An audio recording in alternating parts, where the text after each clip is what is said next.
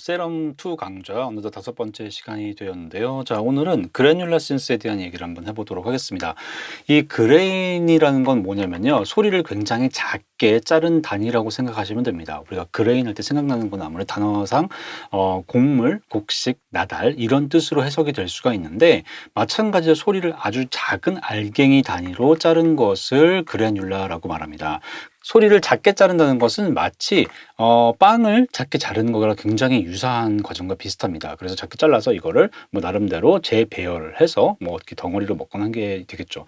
빵이나 하나의 라면 덩어리가 오디오 샘플이라면 이거를 굉장히 작은 바로 그레인 단위로 해서 다시 재조합을 한 다음에 동시에 플레이하거나 따로 플레이하거나 아니면 여러 방향에서 이제 플레이를 하면서 소리를 이제 만들어 보는 것을 그레인이라고 알고 계시면 되겠습니다. 자, 다르게 설명을 좀 해드리면은 이건 일종의 모자이크 기법과도 굉장히 유사한데요. 어떠한 그림에 있어서 그 그림을 완전히 낱개로 분할시키는 방법이 있잖아요. 그래서 굉장히 작은 조각으로 굉장히 자른 다음에 이것을 내가 원하는 색에 따라서 새로운 조합을 만드는 것 역시도 뭐 모자이크 기법이라고 하는데, 마찬가지로 이 사운드에서도 이 비슷한 모자이크 기법을 사용하는 게 바로 그래뉼라가 되겠습니다. 자, 우선 먼저 세럼을 오픈을 하신 다음에 여기에 사운드 제너레이터에서 그래뉼라로 들어갑니다. 자, 그러면 그래뉼라의 상에서 이렇게 이런 창이 나오게 되는데요. 여기서 간단하게 우리가 몇 개의 그냥 샘플을 그래뉼라라는 옵션을 놓고 한번 보도록 할게요. 뭐 알로 핑거 스타일이 되는데, 들어보시면 이렇게 마치 사인 웨이브 같은 그런 느낌의 사운드만 들리기도 합니다. 자, 근데 여기서 다른 것도 몇 개 좀 들어보도록 할게요. 뭐 여기도 마찬가지로 bowed instruments 이런 게 있는데, 뭐 이런 것도 들어볼까요?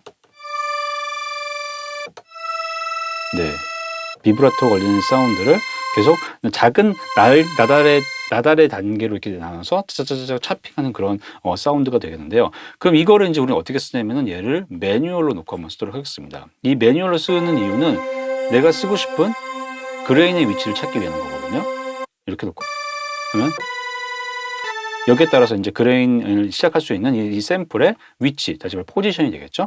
이런 식으로 포지션이 결정이 되면 여기에 그레인의 개수를 우리가 결정할 수 있습니다. 몇 개의 그레인을 사용할지 선택해 보는 거죠. 하나에 쓴다, 아예 안 쓰거나 쓸수록 굉장히 많은 그레인을 쓰게 됩니다. 최대로 30개가의 그레인을 쓸 수가 있고요. 여기서 원하는 거에 따라서 소리에 대한 색깔이 또 달라지기도 하죠. 자, 그 다음에는 그레인의 크기를 결정하는 거죠. 짧게 쓸지 아니면 길게 쓸지 이거를 결정할 수 있습니다. 모든 건 다 미리세컨드 단위로 되어 있고요.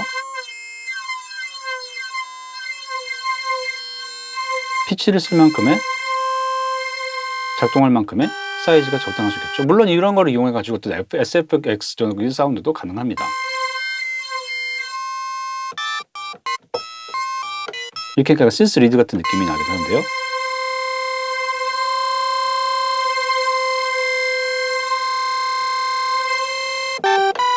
네, 이렇게 되고, 그 다음에 뭐가 있냐면은 여기에서 이 사운드 역시도 이 어떤 그 랜덤 피치를 좀 낼 수가 있겠죠.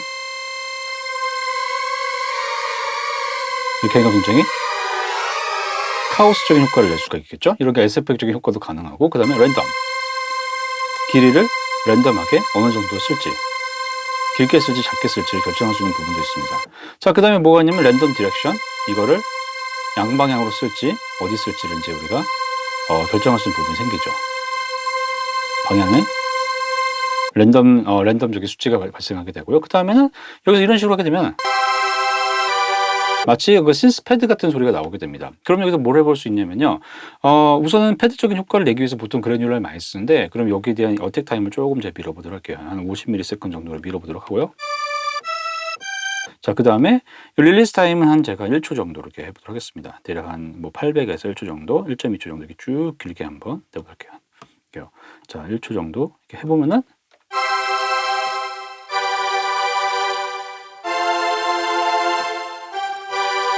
자, 이런 식으로 딱 들었을 때 이거 굉장히 패드적인 그 사운드가 나오게 되는 거죠. 뭐 이런 식으로도 가능하게 됩니다. 좀 낮춰 들어보면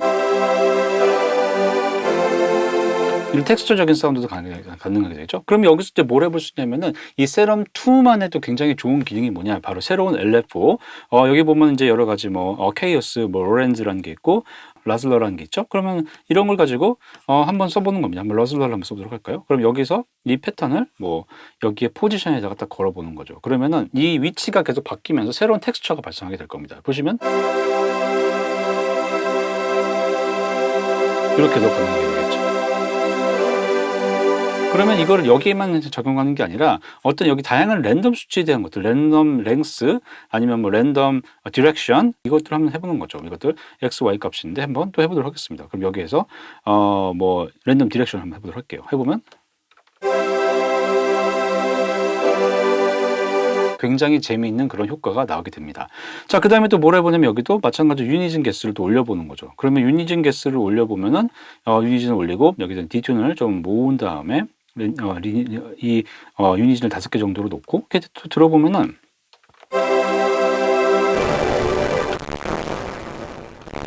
네, 보이스가 오버된 것 같습니다. 그래서 이렇게 오버되면 안 되기 때문에 그럼 여기서 이제 뭘 바꾸냐면은 그레인 개수를 좀 줄이면 되겠죠. 동시에 발생할 수 있는 거니까요. 그러면